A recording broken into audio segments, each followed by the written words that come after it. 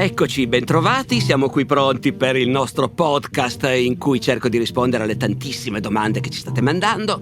Noi siamo qui, Davide Savelli, è pronto con le domande, cuffia, microfono, andiamo.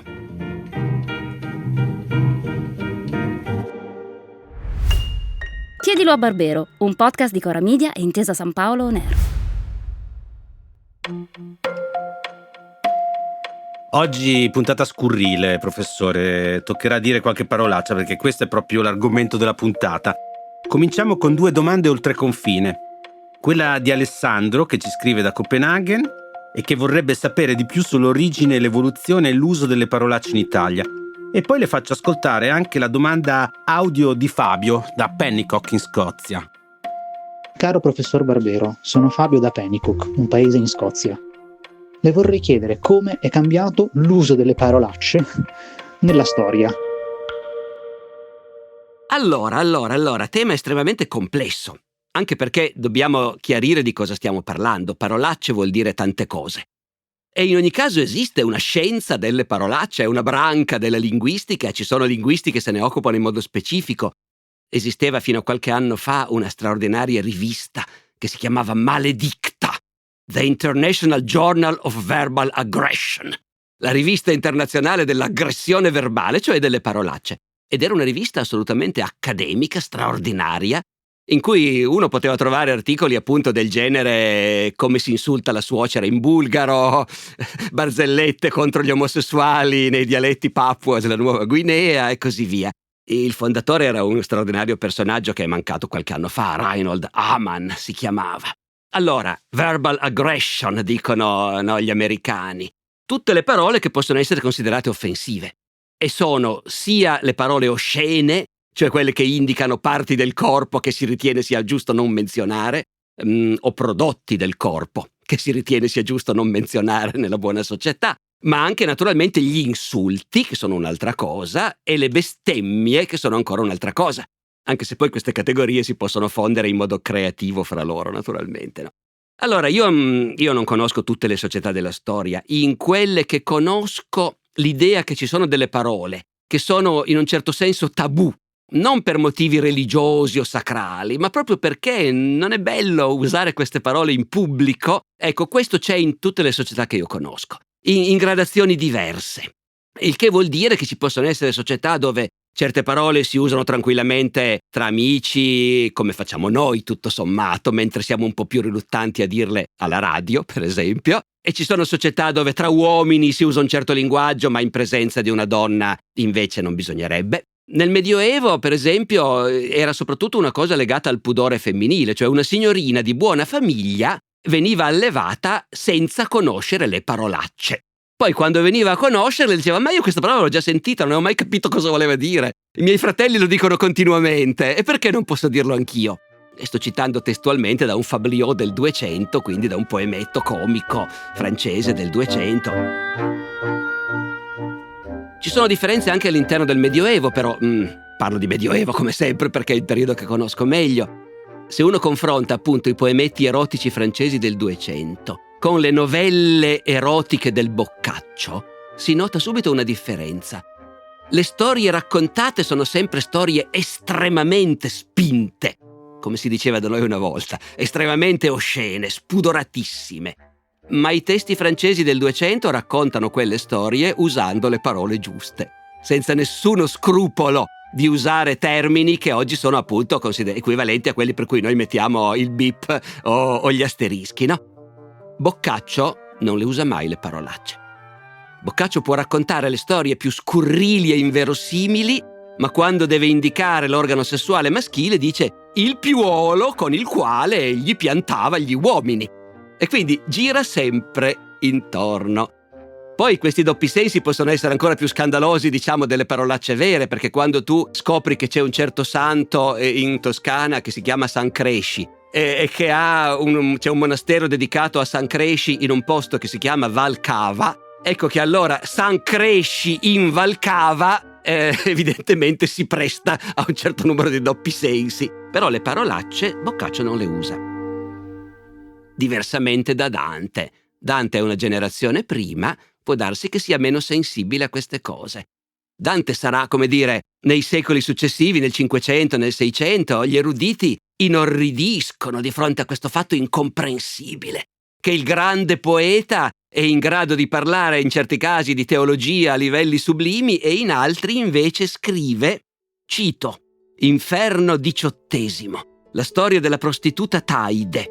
Prostituta Taide, Virgilio dice a Dante, vedi quella sozza e scapigliata fante. Fante vuol dire una ragazza, una donna di servizio, una domestica, ma anche semplicemente una ragazza. Quella sozza e scapigliata fante che là si graffia con l'unghie merdose.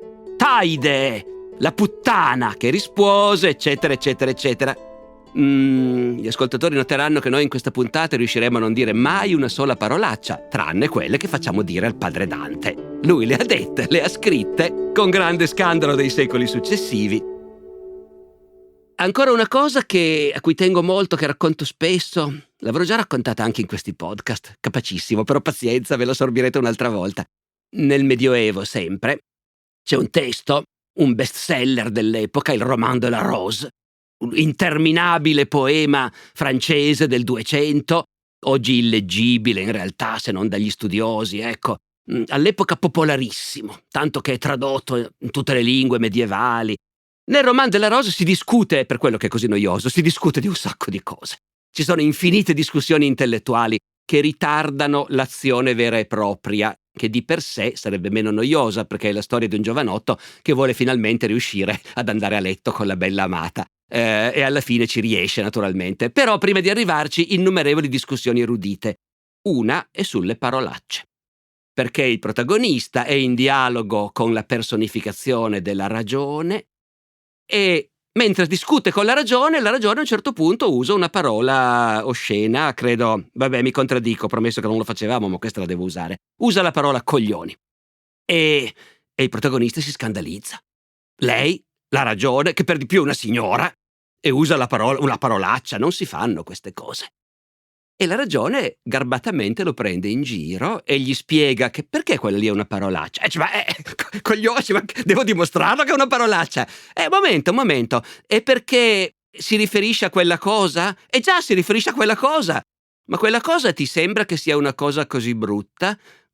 Sarebbe meglio, preferiresti non averla? Dico, no, va benissimo che ci siano. È solo la parola che è brutta. Ah, ma allora è la parola che è brutta. Vediamo un po'.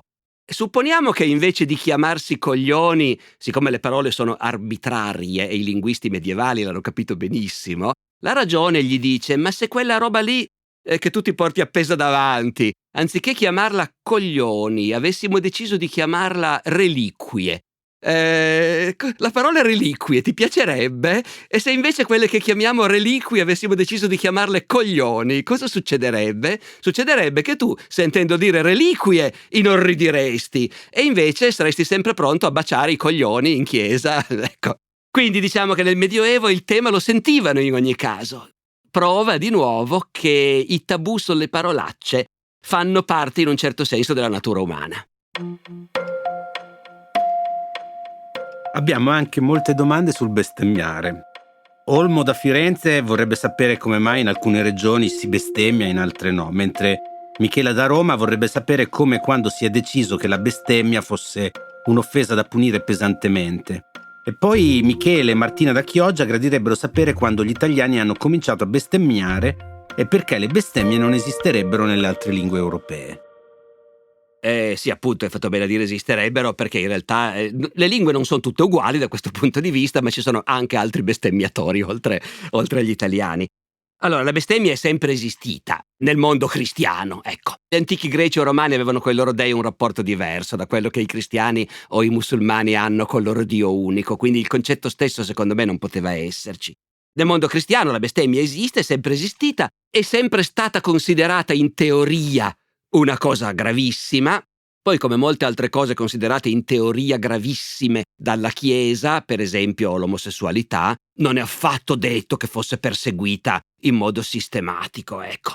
Una certa tendenza però a perseguirla c'era e si accentua anche nell'epoca moderna. Per esempio nel Rinascimento, sulle galere genovesi, Il regolamento di bordo prevedeva che se un marinaio bestemmiava doveva essere inchiodato per la lingua all'albero maestro e lasciato lì per un po' a ripensare appunto ai suoi peccati. Il che non impedisce però che il rapporto con Dio e coi santi fosse estremamente libero, Proprio sulle navi. Una volta mi sono imbattuto in un racconto, in una storia vera del 600. C'è un frate che è imbarcato su una nave che fa rotta per le Americhe e c'è una bonaccia che inchioda la nave, che non riesce più ad andare avanti e cominciano a rischiare grosso, perché se la nave non si muove muoiono tutti di fame e di sete. E allora i marinai, che hanno a bordo una statua di Sant'Antonio, portano sul ponte la statua di Sant'Antonio, la legano all'albero maestro e gli dicono: Sant'Antonio, adesso fai finire questa bonaccia, perché se non la fai finire te ne resti lì legato all'albero maestro. Quindi, come si vede, appunto, il rapporto con il sacro era estremamente libero. Dopodiché, appunto, Michele e Martina avevano l'impressione che l'italiano fosse molto ricco di bestemmie e altre lingue no. Dipende. In spagnolo, ma anche in russo, c'è una grandissima ricchezza di bestemmie. Altre culture sono diventate molto timorose. L'inglese ha subito negli ultimi secoli un'involuzione per cui anche solo menzionare, non dico Gesù Cristo, ma addirittura menzionare l'inferno è considerato una bestemmia. Dire hell è una cosa che non sta bene, per cui si può venire rimproverati, cosa che in effetti a noi italiani sembra un po' grottesca. E poi ci sono, insomma, intorno alla bestemmia ci sono tante forme di modifica su cui si potrebbe parlare. Lo spagnolo, come dicevo, è particolarmente ricco. Lo spagnolo, vediamo se riesco a raccontare questa cosa restando al di là dell'asterisco e del bip. Lo spagnolo dice: esiste un prodotto del nostro corpo particolarmente sgradevole che esce da dietro. Supponiamo che io ti voglia insultare pesantemente. Allora ti dirò che questa cosa che mi esce dal corpo io te la faccio in bocca. Ecco, in bocca si possono fare tante cose, lo sapevano anche gli antichi. C'è quella poesia di Catullo in cui per scherzo si arrabbia con un amico e gli spiega che cosa gli farà in bocca appena lo trova. Ma comunque, tornando agli spagnoli, se posso fare questa cosa in bocca, però siamo più creativi ed eleganti, non diciamo in bocca, diciamo nel latte di tua madre, dove cioè tua madre ti allattava. A questo punto io posso fare quella cosa nel latte di tua madre, ma posso farlo anche nel latte della madre di Dio. Perché comunque, a questo punto vogliamo dire che si può esclamare in termini più ristretti? Certo, in spagnolo basta esclamare leche, latte, e chi ascolta capisce benissimo tutto il seguito. Quel latte è solo una piccolissima parte di un'espressione più complessa. E naturalmente questo rientra anche nel fatto che come si può impedire a qualcuno di dire lece? Mica si può impedirglielo. E sono tutti i modi che tante lingue hanno inventato per aggirare appunto il problema del tabù e del divieto. Lo si fa con le bestemmie e lo si fa anche con le semplici parolacce. In italiano noi siamo ricchissimi di queste forme che usiamo con grande naturalezza, tanto che non ci rendiamo mica neanche conto. Cioè, io stesso so che mi sono reso conto in tempi abbastanza recenti che tutte quelle esclamazioni di cui l'italiano è così ricco, come caspita, cavoli, capperi, sono tutti modi per non dire un'altra parola che comincia con K e finisce con un punto esclamativo. Curiosità mia, ma per esempio l'espressione che credo comune in Piemonte, sacramento, fa sempre parte di questo ambito? Sì, sacramento fa parte di una famiglia che nell'età moderna era abbastanza diffusa, legato appunto all'idea del sacramento o comunque del sacro. Proprio sacramento esisteva per esempio anche in tedesco. Quando scrivevo il mio romanzo prussiano, il mio primo romanzo, la storia del Mr. Pyle, ho trovato fonti in cui appunto nell'esercito prussiano si imprecava dicendo sacrament, e credo che venisse dal francese, però sacrement. E in francese erano anche molto comuni le imprecazioni del tipo sacré nom, che è l'abbreviazione naturalmente di sacré nom de Dieu. E ricordo anche lì, studiando le guerre napoleoniche, ci sono testimoni dell'epoca che dicono: quando poi leggi i bollettini ufficiali o i racconti degli storici, ti danno l'impressione che quando si andava all'attacco gli ufficiali dicevano avanti, per la gloria, per l'imperatore. In realtà l'unica cosa che si sentiva dire era avanzate, sacré nom de Dieu, avanzate, sacré nom. Dice, altra eloquenza non se n'è mai fatta, diceva questo soldato. C'è infine Giulia da Genova che, leggendo Italo Calvino, ha questa curiosità. Leggo. Nel Cavaliere inesistente di Italo Calvino a un certo punto si menzionano interpreti che durante le battaglie medievali accompagnavano i cavalieri nei duelli per poter tradurre eventuali insulti qualora i due parlassero lingue diverse, così da non cadere in disonore. Volevo sapere se fosse tutto vero o semplicemente un'invenzione dello scrittore. No, questa è un'invenzione, Giulia, è una grandiosa, devo dire, è una piccola grandiosa invenzione di Calvino che dimostra cosa vuol dire essere un grande scrittore. Dopodiché però è un'invenzione che ha una base in una realtà, cioè nel fatto che nelle battaglie antiche effettivamente la fase in cui tu sei schierato lì non è come oggi, no? Che appena vedi un nemico a 1 chilometro di distanza gli spari. Nel mondo antico o nel mondo medievale il nemico lo vedi arrivare, lo vedi che si avvicina, hai ore di tempo certe volte, e poi quando è arrivato a qualche centinaio di metri siamo fermi noi e sono fermi loro. E chi è che viene dentro per primo? Può passare anche un sacco di tempo prima che uno dei due schieramenti decida dai vabbè, proviamo ad andare dentro noi. E durante tutto quel tempo cosa fai? Batti con la lancia sullo scudo, tump, tump, tump, migliaia di legionari tutti insieme che battono tutti insieme la lancia sullo scudo o sul suolo, e questo è un modo ovviamente per far paura al nemico. Oppure vieni un po' avanti, fai 2 passi avanti e ti fai vedere e sfidi, e a quel punto gli gridi anche qualcosa, e quindi chi di voi figli di ha il coraggio di venire a sfidarmi? E quindi indubbiamente questo succedeva. Gli interpreti sono l'invenzione di Calvino. Tempo scadutissimo. E vabbè, ce ne faremo una ragione, a risentirci. E concludiamo questo episodio segnalandovi il sito parolacce.org, blog di Vito Tartamella dedicato allo studio del torpiloquio, e in particolare vi consigliamo di cercare dentro questo blog la pagina dedicata a un elenco di parolacce desuete fatte da Umberto Eco. Grandioso. A presto. Chiedilo a Barbero è una serie podcast di Cora Media e Intesa San Paolo On Air, scritta da Alessandro Barbero e Davide Savelli. Produzione esecutiva Lia Chiovari. Cura editoriale di Davide Savelli in collaborazione con Anna Iacovino e Rosella Bettinardi. Supervisione del suono e musiche Luca Micheli. Fonico di studio a Torino Riccardo Mazza di Experimental Studios. Fonico di studio a Roma Lucrezia Marcelli. Post-produzione e montaggio Luca Micheli e Andrea Girelli. Coordinamento post-produzione Matteo Scelsa. Io sono Davide Savelli e vi do appuntamento alla prossima settimana ricordandovi che potete inviare le vostre domande via mail all'indirizzo chiediloabarbero@coramedia.com oppure con un messaggio WhatsApp anche vocale al numero 345 09 83 998.